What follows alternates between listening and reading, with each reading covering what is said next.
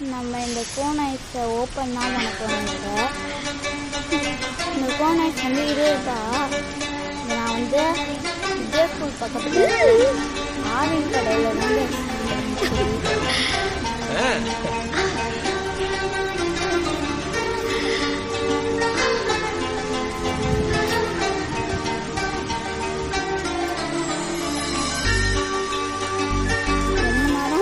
வெள்ளை எடுத்து